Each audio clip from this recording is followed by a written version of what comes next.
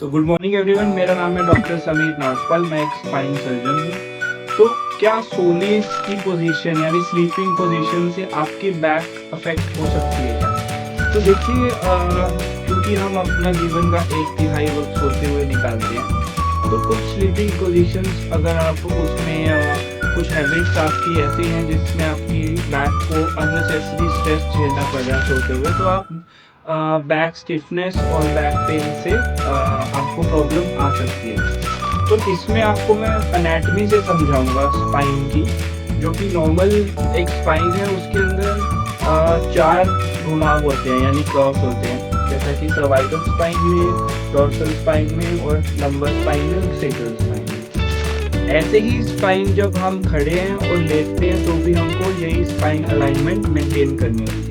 तो पहली sleeping position है सुपाइन पोजीशन, जिसमें आप कमर के बल सीधे लेटते हैं।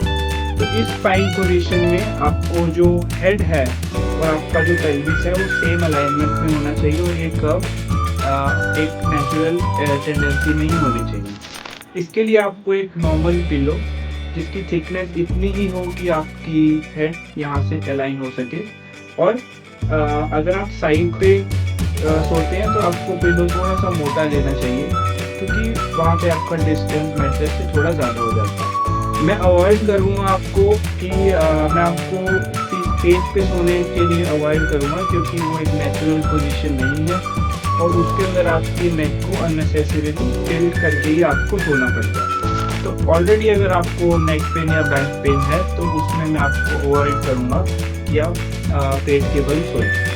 तो इसके बाद आती है मैट्रेस की क्वालिटी, कंसिस्टेंसी और मैट्रेस के टाइप्स, मटेरियल्स जो आपको कंसीडर करने चाहिए अगर आप बैक पेन से जूझ रहे हैं।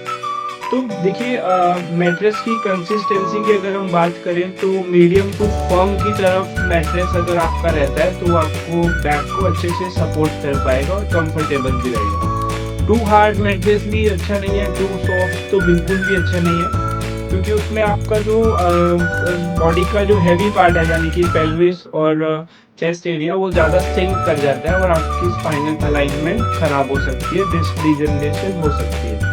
तो एक मैट्रेस की consistency around medium to firm होनी चाहिए, और दूसरा उसका मटेरियल लेटेक्स या मेमोरी फोम हो सकता है। आप अवॉइड करिए स्प्रिंग ओनली मैट्रेस या फिर लो डेंसिटी फोम वाले मैट्रेस।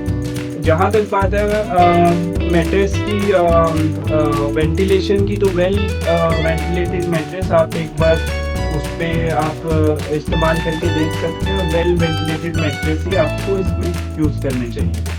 इसके अलावा आप कुछ स्ट्रेचेस कर सकते हैं जो मैं आपको अगली वीडियो में शेयर करूँगा।